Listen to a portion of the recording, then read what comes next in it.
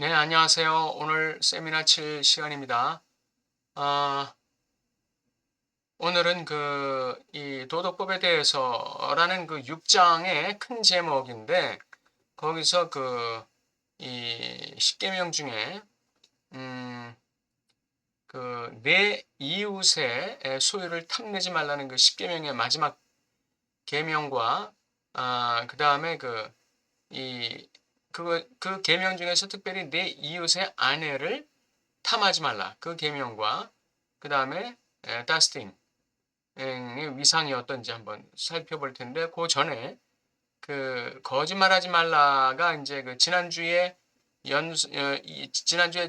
주제였는데 그 거짓말하지 말라가 그 조금 이어집니다. 그거 마저 보고 들어가도록 하겠습니다.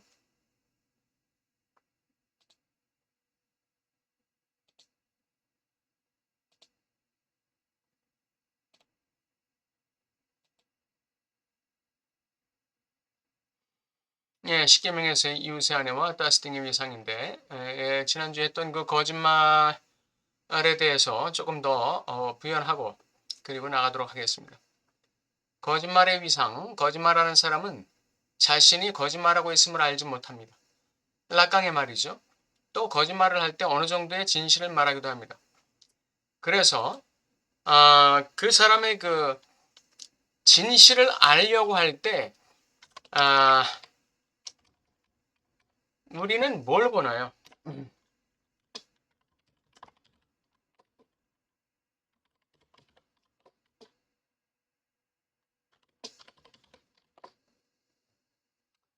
그 사람의 진실을 아는데 우리가 행위를 가지고 판단하나요? 아니면은 그 말을 가지고 판단할까요? 그 사람의 진실을 알기 위해서. 락강은 행위에 무게가 있는 게 아니라 말에 무게가 있습니다. 왜냐하면 행위도 사람을 속일 수 있어요. 행위가 사람을 얼마든지 속일 수 있습니다. 심지어 죽음의 행위로도 자기를 속일 수 있다는 거예요. 죽음의 행위를 가지고도 자기를 속일 수 있다는 거예요. 얼마든지. 예. 그러나 락강은 말은 무의식에서 반드시 아무리 의식으로 무의식의 진실을 가리려고 해도 무의식의 진실이 의식의 언어 속에 묻어나온다는 거예요. 묻어나온다는 거예요. 이 묻어나오는 이 무의식의 진실을 이 거짓말이 가릴 수가 없다는 것이죠. 예. 그래서 락강은 언어는 곧 그 사람 자체다. 언어는 주체다. 그렇게 얘기했습니다. 주체는 바로 그 언어다.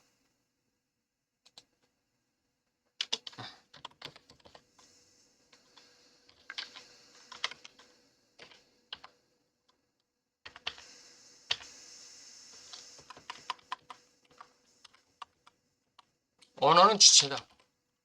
예. 아주 락강의 아주 요거는 아주 핵심 중에 핵심입니다. 무의식은 언어처럼 구조화되어 있다.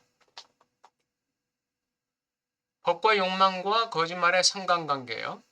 법이 주어지면 어,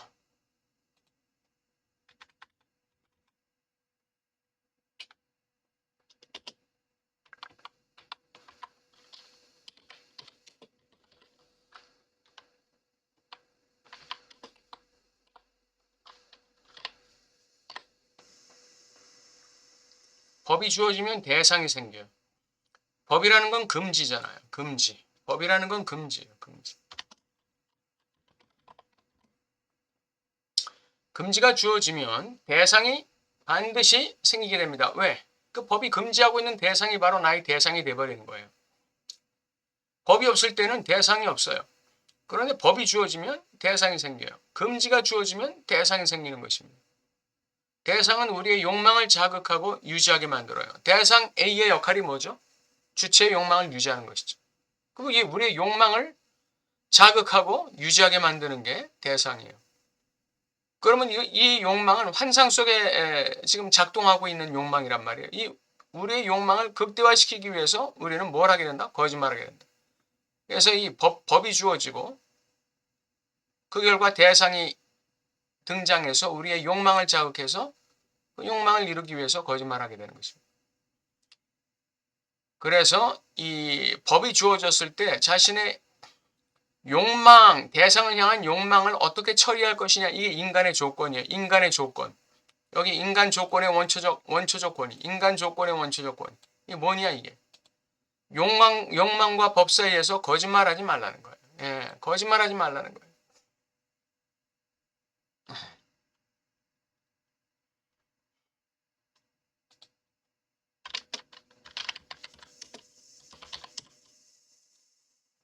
욕망과 법 대상. 이게 법이 있으면 이게 대상이 있어요.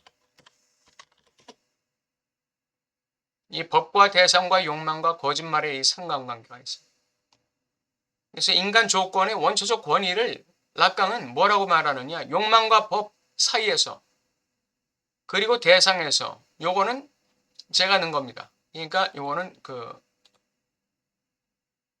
그렇게 알아주시면 좋겠어요. 욕망과 법 사이에서 거짓말하지 말라는 거예요.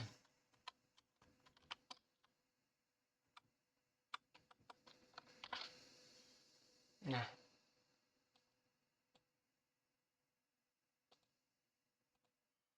욕망과 법 사이에서 거짓말하지 말라. 10계명 중에 내 이웃을 탐하지 말라. 예, covet. 예, 탐하지 말라라는 계명이 있죠. 10계명에. 이웃의 집이 이웃의 아내보다 앞서 있어요. 내 이웃의 집을 탐하지 말라 그렇게 되어 있고, 내 이웃의 아내나 남정이나 여정을 탐하지 말라 그랬고, 그 다음에 내 이웃의 소유를 탐하지 말라 이렇게 나와 있어요. 그러니까 내 이웃의 그 양이나 소나 이런 이 소유물들, 이것과 이 집 사이에 이웃의 아내가 나온다는 거예요. 이 이웃의 아내의 그 위상이라는 게 성경에서는 이웃의 집보다는 두 번째로 나온단 말이죠. 그 앞서는 이유는 구약 시대에는 이 땅이라는 거, 이 땅과 그 집이라는 것, 이것이 그 사람의 하나의 뭐라고 할까, 그 대상이었어요. 이 궁극적 대상이었어요. 이 집이라는 거, 이 땅이라는 거 있잖아요. 이게 집이 땅이거든요.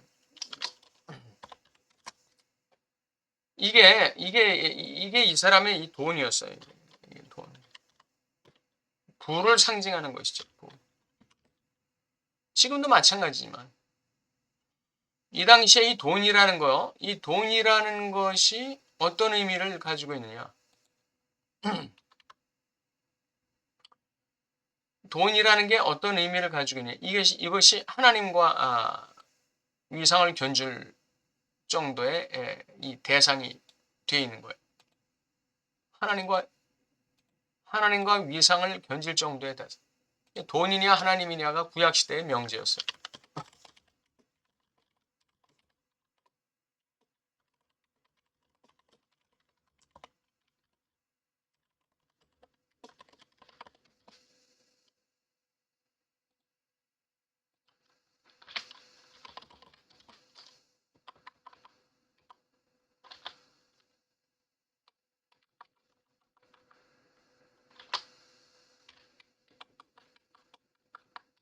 이게 구약 시대의 명제였습니다. 돈이냐 하나님이냐. 이것이 엘리야 선지자가 갈멜산에서 이 바알 선지자 850명과 대결할 때 했던 얘기예요. 이스라엘 민족에게. 이웃의 아내에 관한 부분은 그것을 매일 범하는 남자들의 마음속에 여전히 살아있고 의심할 여지 없이 논의의 대상인 다스틴과 관련되어 있다. 이웃의 아내는 남자들의 마음속에 하나의 이 죽을 때까지 끝없는 다스팅이에요. 의심할 여지 없는 논의의 대상인 다스팅이에요.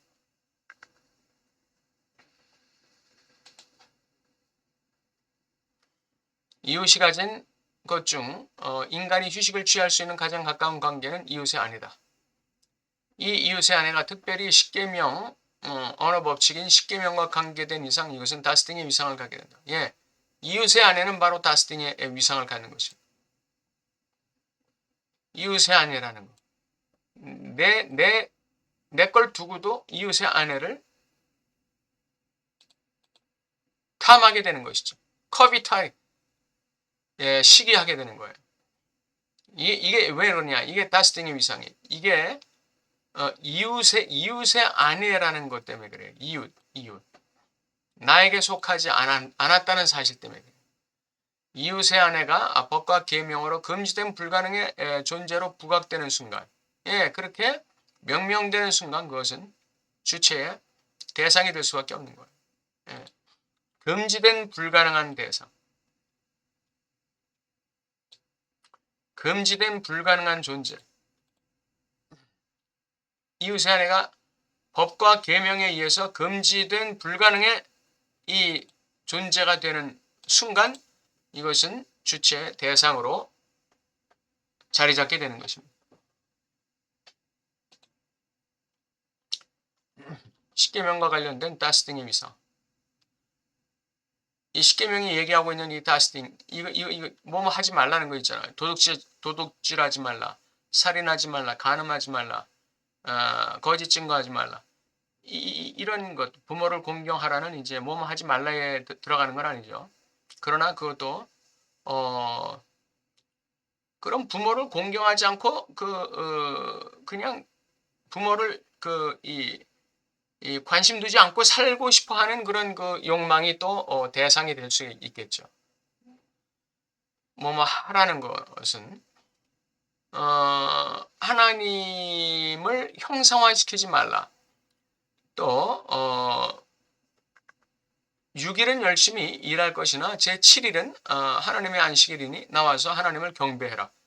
그럼 경배하고 싶지 않은 대상이 주어지겠죠. 하나님 경배하는 대신 놀러가고 내 더 세상 즐거움을 취하고 싶은 그런 욕망이 대상이 되지 않겠어요? 예.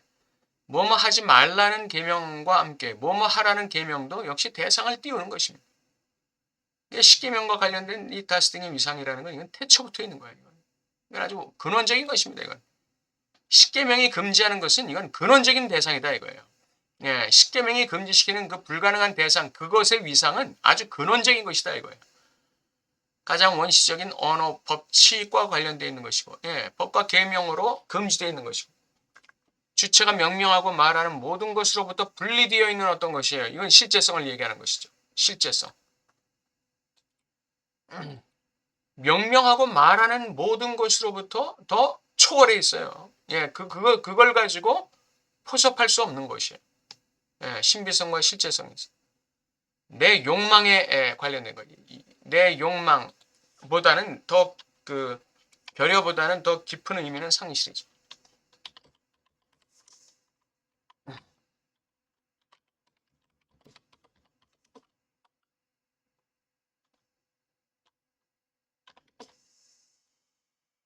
근원적 상실.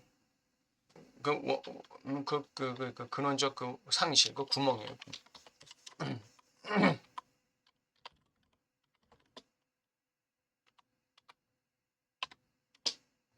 이 존재적 구멍이죠. 예, 결여에 대한 것이에요. 이 다스팅의 위상이라는. 그 다음 안식을 얻을 수 있다고 가정된 환상화된 것이죠. 어떤 선으로서 존재하는 거예요.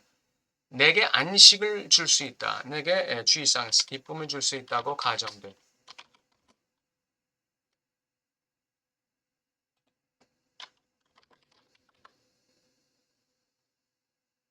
선으로서의 어떤 것입니다. 이게 십계명과 관련된 다스팅의 위상입니다. 법을 통해서만 사물을 알 수 있습니다.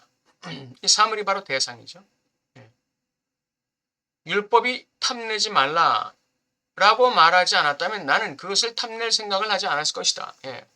율법이 없으면 사물은 죽은 것이기 때문이다. 그러니까 이 사물이 등장한다는 것은 바로 법이 등장하기 때문에, 법이 있기 때문에 사물이 등장하는 거예요. 대상이 등장하는 거예요. 그러나 계명이 나타나자 사물은 등장하고 타오르고 나는 죽음을 맞이했다. 왜? 그 대상은 어떤 것이다? 접근 금지야. 그건 접근 금지된 대상인데 나는 그것을 접근하려고 해요. 그것을 나는 닿으려고 해요. 그건 죽음을 얘기하는 것이죠. 죽음이에요, 그건. 대상에 닿는다. 사물에 닿는다는 건 죽음이에요. 사물이 길을 찾았고, 사물이 등장했고, 계명 때문에, 법 때문에, 그 다음, 계명 덕분에 나를 유혹했기 때문에, 사물이 나를 유혹하는 것이죠. 그러니까 욕망이 발현되는 것이죠. 아주 액면 그대로의 욕망이 발현되는 거예요. 그것을 통해 나는 죽음을 원하게 되었다. 왜 죽음을 원하게 되었다는 말이 나오죠? 대상에 닿으려고 하기 때문에.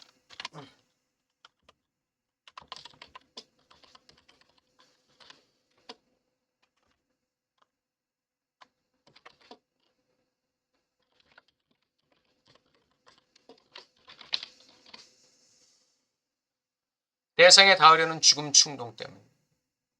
이것이 락강의 로마서 7장 말씀에 나오는 율법과 죄의 상관관계를 자기 이론에 원용해서 계명과 사물의 십계명과 사물의 상관관계에 적용시킨 말입니다.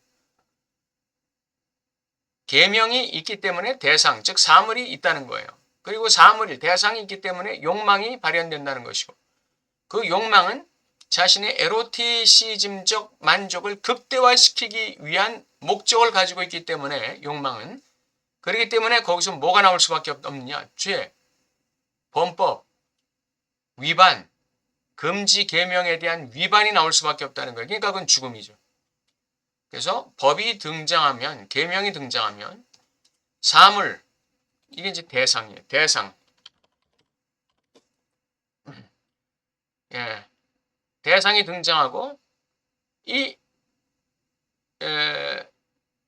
요거는 이제 그 성경 말씀에 의하면 요게 죄가 등장하는 거예요. 그리고 요 대상 사물은 욕망을 발현시키는 것이죠. 이렇게 죽음 충동이 발현되는 거예요. 이게 대상을 향한 죽음 충동.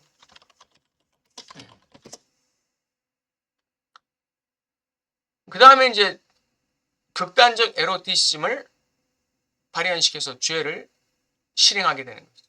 죄가 등장하는 거예요. 그러면 주체는 그 순간에 죽는 것입니다. 왜? 왜?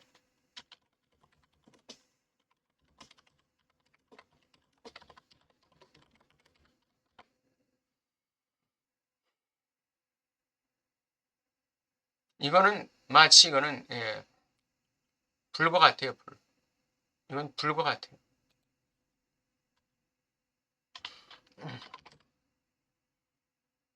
이거 뛰어드는 그 나방과 같은 것이죠. 이 불섭에 뛰어드는 나방과 같은 거예요. 욕망과 법의 변증법적 관계는 법과의 관계 속에서만 우리의 욕망을 불타오르게 하고 이를 통해 죽음의 욕망이 된다. 죽음 충동에 사로잡힌다. 문제는 이 죽음 충동을 어떻게 승화시키느냐. 이게 문제가 되는 거죠. 대상을 향한 죽음 충동을 어떻게 승화시키느냐. 이 얘기를 하기 위해서 락강이 이런 얘기를 갖고 끌어들이는 거예요. 하마르티아, 죄라는 것입니다. 헬라어예요. 하말티아 또는 하마르티아, 죄. 그리스어로 사물에 대한 부족과 참여하지 않는 것, 사물에 참여하지 않는 것이다. 그걸 의미한다는 거예요. 그러나 더욱더 근본적인 의미는 뭐냐? 관역에서 빗나가는 거예요. 관역에서 빗나가. 이 하마르티아의 원의입니다. 이 관역이 누굴까요? 이 관역이 절대자 하나님을 얘기하죠. 관역이 절대자 하나님과 그 진리에서 벗어나면 이게 하마르티아가 되는 거예요. 죄가 되는 거예요. 그러니까 인간적으로 아무리 옳다 해도 하나님의 기준에 의해서 이것이 관역에서 벗어났다 그러면 그건 죄가 되는 거예요. 그게 바로 사물에 대한 부족이라는 뜻입니다. 사물에 참여하지 않는 거예요. 하나님에게 참여하지 않는 거예요. 진리에 대한 부족이죠. 진리에 대한 부족이에요. 그게 하마르티아예요. 그런데 법과 계명은 이 하마르티아가 심히 죄되게 만드는 역할을 한다. 이거는 이 법과 계명이 있기 전에는 이 죄가 죄로서 등장하지 않았어요. 그런데 법과 계명이 등장하자 바로 이 죄가 심히 죄가 된 거예요. 관역은 절대자를 말한다. 여기 신의 부족. 신이 부족한 거예요. 소위 기독교적으로 말하면 성령이 부족한 거예요. 신이 부족하다는 거는 이거 신의 결여를 얘기하는 거예요. 사물에 대한 부족, 이건 결여를 얘기하는 거예요. 이 신을 상실했다는 것이죠. 이것은 신의 상실을 얘기하는 것입니다.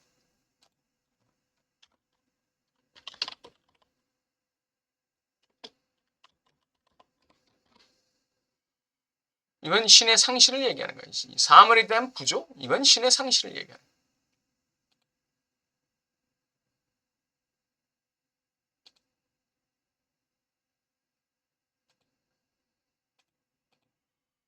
신의 상실. 신에게 참여하지 않는 것. 이게 하마르티아입니다. 관에게서 빗나갔다는 걸 얘기해요.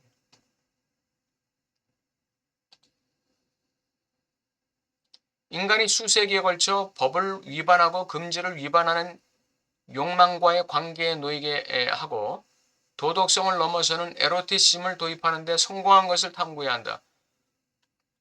금기가 있으면 그 초자에는 금기가 있잖아요.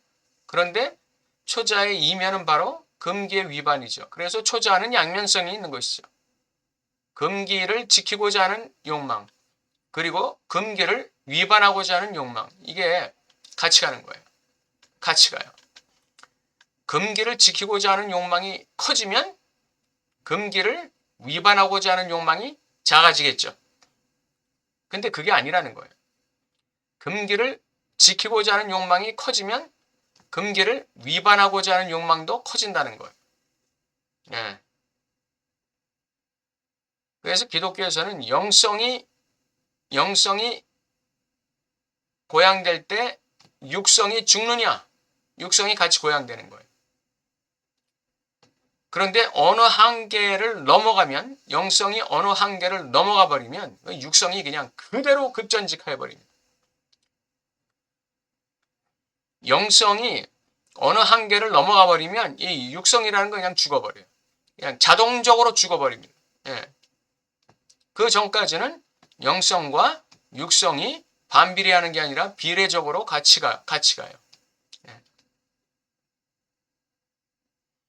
인간이 수세기에 걸쳐 법을 위반하고 금지를 위반하는 욕망과의 관계에 놓이게 하고 도덕성을 넘어서는 그런 행위를 하게 만드는 것, 그게 바로 에로티즘. 에로티즘. 이게 뭡니까? 에로티즘이? 이게 에로티즘이 뭐예요? 에로티즘, 이게 자기애입니다. 자기를 사랑하는.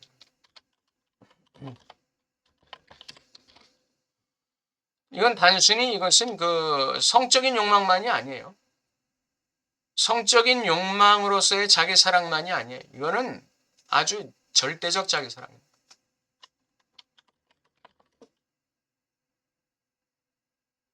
어디에 비교할 수 없는, 어디다가 비견할 수 없는 절대적 자기 사랑이에요. 이게 에로티즘.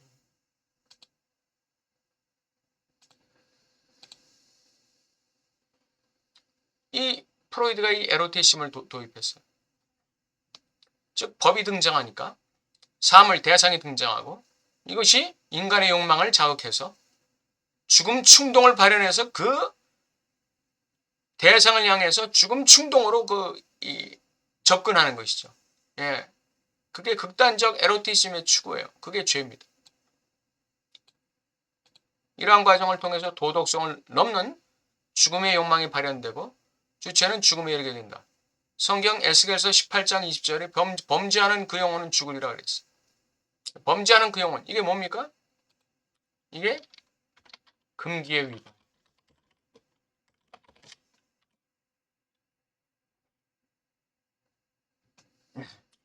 에로티즘에 대해서 이야기할 때 프로이드는 어디선가 자신의 교리를 에로티즘으로 묘사할 수 있다고 했습니다. 그러나 그는 계속해서 말하기를, 그래서 나는 성이론에 대해 이야기했습니다. 세 편의 에세이, 성에 대한 세 편의 에세이죠. 여기서 나오는 것은 에로티즘이 아니라 섹슈얼리티에 대해서 얘기했다는 거예요. 섹슈얼리티. 그러니까 에로티시즘이 근친상간의 욕망으로서의 인간의 자연성, 이 동물성, 이 야만성, 이 야만성, 이 동물성, 짐승성이에요. 짐승성.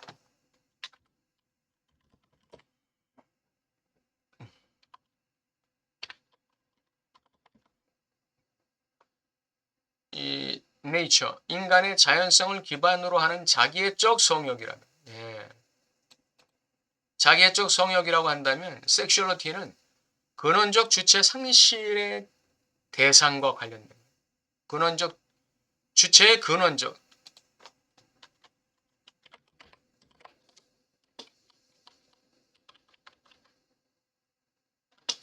주체의 근원적 상실의 대상을 찾고자 하는 열망과 관련된 게 섹슈얼리티. 우리 주체가 근원적으로 상실한 게 뭐죠?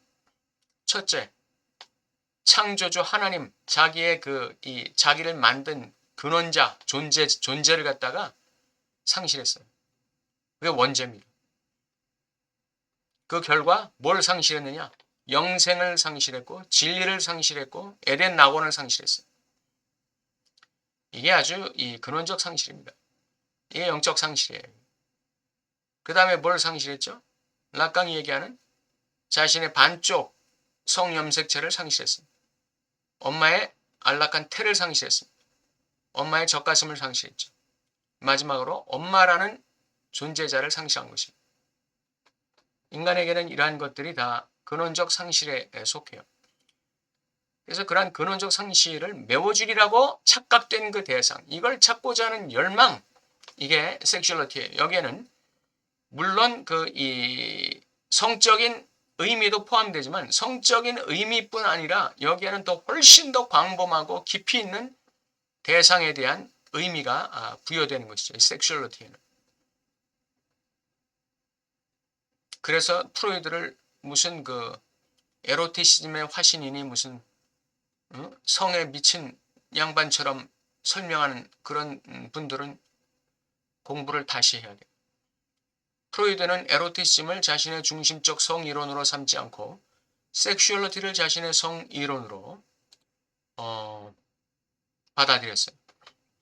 에로티시즘이 아니라 섹슈얼리티가 그게 원초적인 더 근원적이고 원초적인 성이론이다 이거예요. 왜 그러냐? 프로이드도 인간의 근원적인 그 상실을 본 것이죠. 인간의 근원적인 상실을 본 거예요.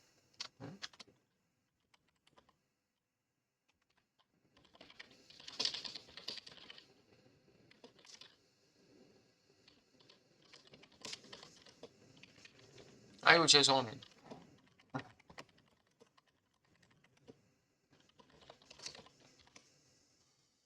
예. 그 다음에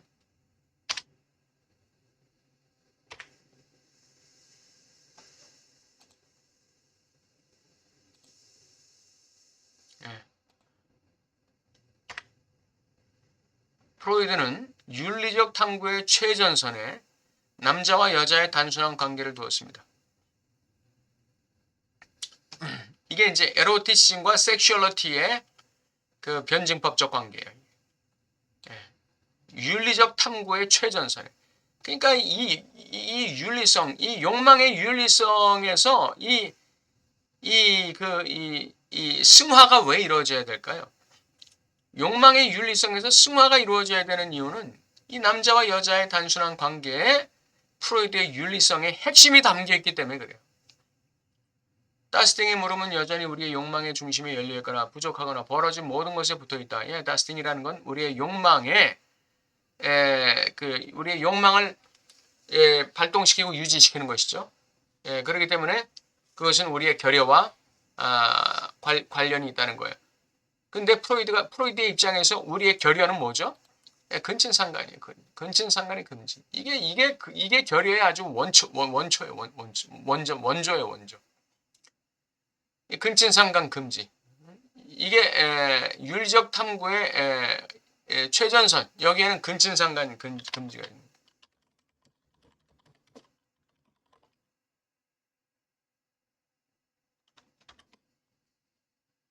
여기에 남자와 여자의 단순한 관계를 두었다. 다스팅의 물음은 여전히 우리의 욕망의 중심에 열려있거나 부족하거나 벌어진 모든 것에 붙어있다. 이 우리의 결의에 붙어있는 거예요. 우리는 이 손상을, 이 데미지죠. 데미지. 담 아주. 우리는 이 손상을, 이 결여를.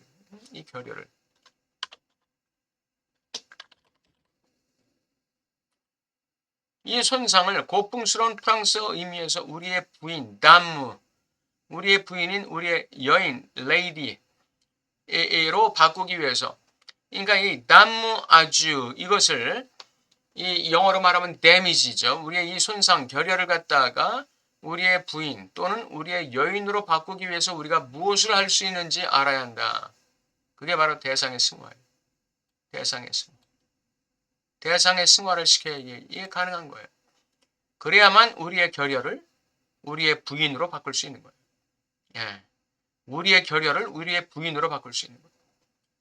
부인은 승화의 대상이죠. 예. 그래서 우리의 결여가 승화의 대상으로 승화의 과정을 거쳐서 그 승화의 대상으로 그 삼아질 때 우리의 결여에 대한 그 이 환상의 대상이 부인 또는 우리의 여인과 같은 위상으로, 다시 말하면 승화된 위상으로 바뀔 때, 이게 이제 뭐예요? 그게 윤리예요. 프로이드의 윤리가 거기 있는 거예요. 그리고 락강의 윤리도 거기 있는 거고. 데인저는 원래 도미나리움, 지배를 의미했어요. 예. 이게 도미네이션이죠. 도미네이트 하는 건 지배하다. 도미네이션. 데인저는 원래 지배를 의미했어요. 아가씨라는 단어는 점차 그 단어를 오염시키기 시작했어요. 내 아내가 아닌 다른 여자, 요게 아가씨예요. 내 아내가 아닌 다른 여자를 나의 대상으로 할 때, 나의 성적 대상으로 할 때 주체는 위험에 빠지게 되는 거예요. 이웃의 여자, 이웃의 아내, 이게 아가씨예요. 이웃의 여자, 이웃의 아내, 요게 아가씨예요.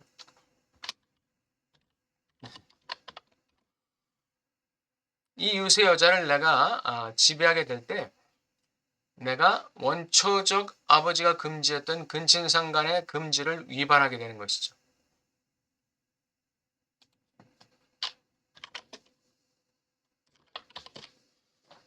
이 금단의 열매, 이 금지에 불가능한 대상인 이 금단에 금지된 이 금단의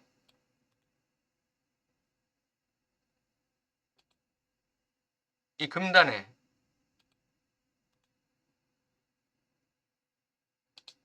이 금지된 불가능한 대상인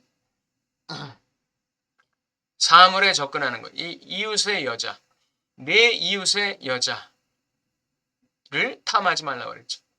금단에 금지된 불가능한 대상인 사물에 근접하는 것은 바로 타인의 권력에 빠지는 위험한 짓이다.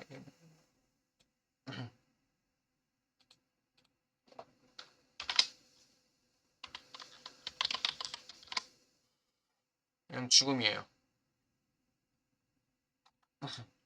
네, 오늘 여기까지 하겠습니다. 이 십계명에 나오는 이웃의 아내의 위상이 어떤 거라는 것. 이 이웃의 아내는 나를 지배하는, 나를 도미나리움, 나를 지배하는 권력이에요. 권력. 금단의 열매, 선악과, 금지된 불가능한 대상, 그 위상을 가지고 있는 것이고, 이 다스팅의 위상이라는 것, 이게 법과 계명, 법과 계명, 그리고 그것이 드러내는 다스팅, 그리고 그것이 만드는 욕망, 그리고 그 욕망이 에로티시즘의 극단적인 죽음 충동에 의해서 발현되면서 뭐가 나오느냐? 바로 죄가 나오는 거예요. 죄가. 실천. 그 실천이 승화돼야 돼요. 이 실천이 승화돼야 돼요. 이 실천이 승화되지 못하면 그게 바로 죄가 되는 것이고, 그건 바로 죽음으로 연결되는 거예요. 죽음으로 그냥 연결되는 거예요. 오늘 여기까지 하는 걸로 하겠습니다. 네, 재미있었죠? 오늘 그 10계명에서 그 마지막 계명이었던 내 이웃의 집, 아내, 여종, 남종, 그 다음에 소나 양이나 염소나 이런 것들 탐하지 말라는 거예요. 이웃의 소유를 탐하지 말라. 그 중심에 프로이드는 그 중심에 여인을 놨어요. 여자. 그래서 내 이웃의 여자가 어떤 위상을 가지고 있는지. 그리고 그것이 다스팅이 되었을 때 그 다스팅이 우리에게 어떤 메커니즘을 일으키는지 만들어내는지 그런 부분에 대해서 살펴봤습니다. 다음 시간에는 이제 7장을 들어가게 되겠네요. 감사합니다.